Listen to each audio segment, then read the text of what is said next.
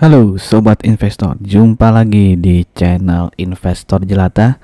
Kali ini saya akan membahas salah satu emiten yang ada di sektor industrial nih, tepatnya di industrial services dimana saham ini jarang sih dibahas tapi ternyata potensi dividennya sangat besar ada kemungkinan potensi dividennya tuh dividen yieldnya 13% dengan harga saham di penutupan di hari Rabu tanggal berapa tuh? 7 Februari Oke, sebelum kita mulai saya ingin mempromosikan video yang ada di channel Investor Jelata beberapa video tentang prediksi dividen baik yang batubara itu PTBA, lalu ada Demas biasalah ini saham kesukaan para dividen investor Demas, lalu ada TPMA dan juga Bank BTPN Syariah yang baru saja mengeluarkan laporan keuangan kuartal 4-nya tahun 2023, dan juga 10 saham dengan dividen yield terbesar selama 5 tahun terakhir nih. Jika teman-teman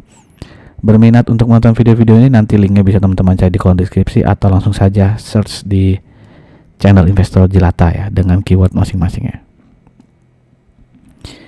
Oke, langsung aja kita kenalan dengan emitennya, yaitu adalah PT Berkah Prima Perkasa atau kode tikernya tuh BLUE BLUE di mana PT Berkah Prima ini alias BLUE ini memulai bisnis pada tahun 2014 melakukan kegiatan usaha dalam bidang bisnis perdagangan dan distribusi produk tinta isi ulang laser toner dan kertas foto merek Blueprint ini cukup terkenal merek Blueprint yang isi ulang tinta printer mungkin teman-teman juga sudah sering lihat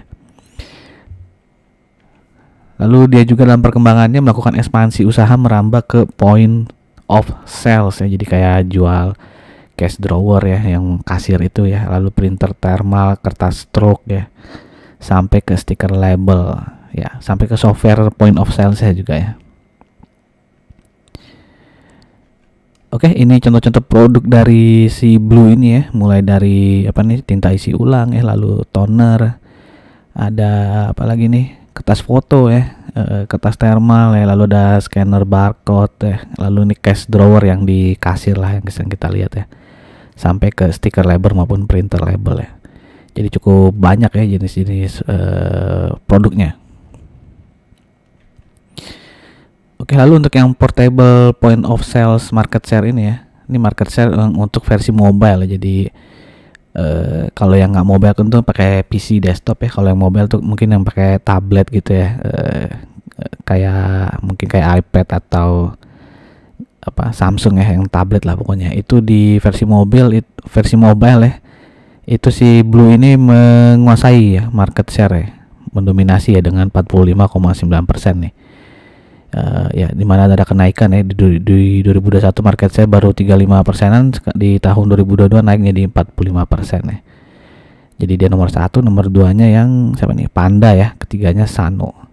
Nah kalau yang versi desktopnya dia itu berada di posisi nomor 2 masih kalah dari Epson yang menguasai pangsa pasar di 31% dan Blueprint nomor 2 di 19%. Tapi bisa dilihat ini naik di tahun 2021 tuh hanya 12%, di tahun 2022 menjadi 19%. Jadi yang berkurang tuh si Epson cukup jauh dari 45 ke 31%. Oke, ini adalah komposisi kepemilikan saham jadi kalau secara perusahaan ini ada Cetak Biru Kapital memegang 30,87%, lalu ada perorangan yang cukup besar yaitu Pak Herman Tansri sebesar 24,52%, dan juga ada Sik Agung Guntoro yang 17,94%. Lalu untuk publiknya cukup kecil hanya 9,32%, dan pengendalinya ini si Bapak Herman Tansri jadi yang ada huruf P-nya ini adalah pengendali. Jadi cukup kecil nih kepemilikan publik dari PT BLUE ini.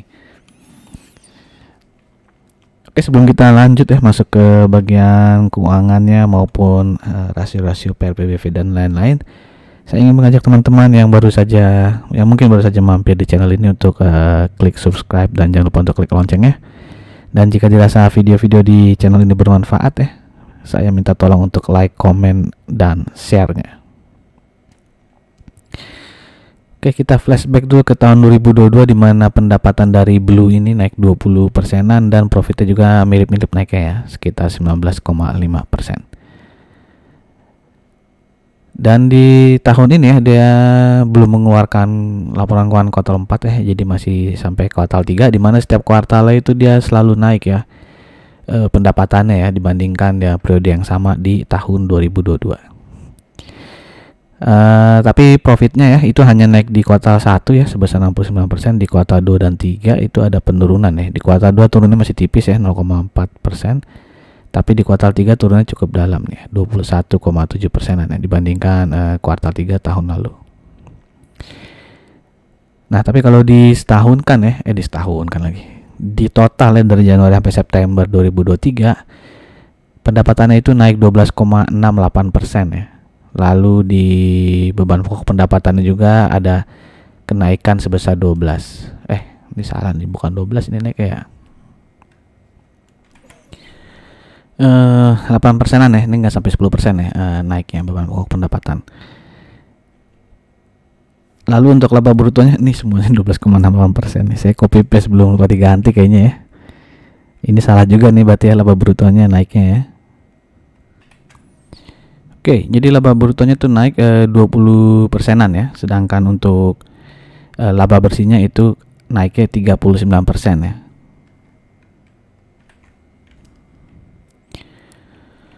Oke, jadi nah untuk kalau dari kuartal 3 versus kuartal 2-nya ya, pendapatannya itu ada kenaikan 53%-an dan laba bersihnya tuh naik ya 66,6% ya di kuartal 3 ini dibandingkan kuartal 2 yang hanya 3 miliar ya. Di kuartal 3 ini keuntungannya adalah 5 miliar.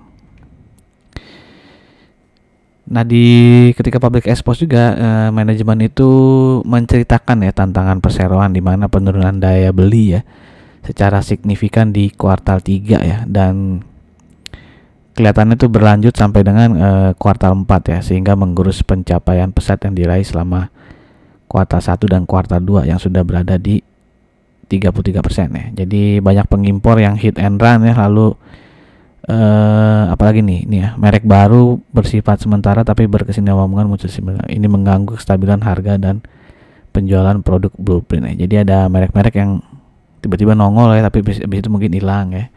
Plus yang mengimpor-ngimpor yang secara yang tidak mengimpor secara legal ya. Jadi ada ya masalah hukum lah gitu ya, tidak bayar pajak gitu mungkin atau gimana gitu ya.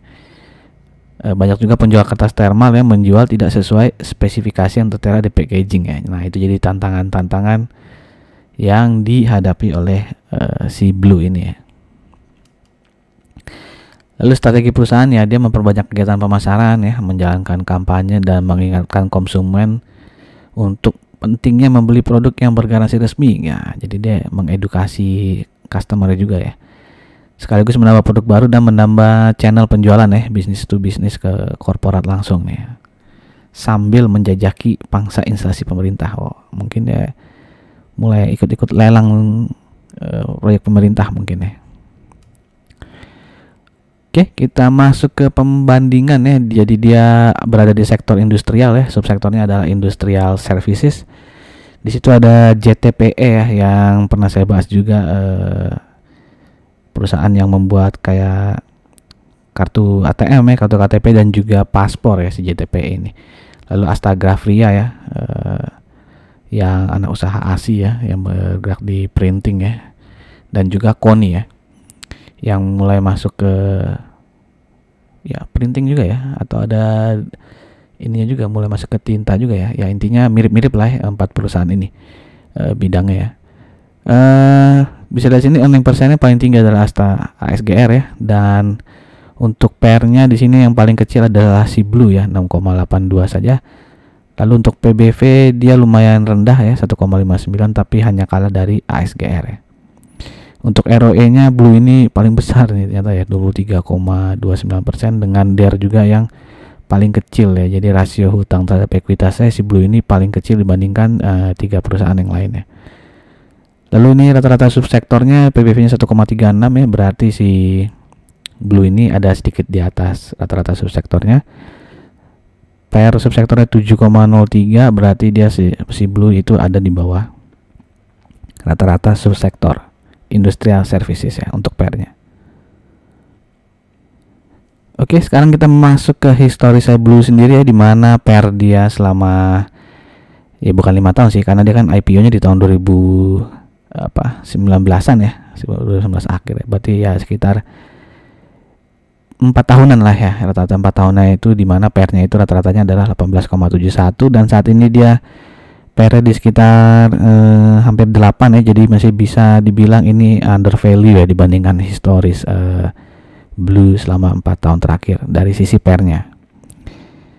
Nah, bagaimana dari sisi PBV-nya ya? Di sini rata-rata PBV-nya itu adalah 2,53 ya, rata-rata 2,53, dan saat ini dari sekitar di 1,6. Dan dari sisi PBV juga bisa dibilang Blue ini saat ini berada di harga yang bisa dibilang under value ya dibandingkan historis PBV-nya selama 4 tahunan terakhir ini. Dan ini adalah chart dari Blue ya, dimana dia sempat harga paling tinggi ya di dekat-dekat ketika IPO ya, naiknya tajam sekali ini sampai menyentuh berapa nih, hampir 930-940 mungkin ya, all time high-nya.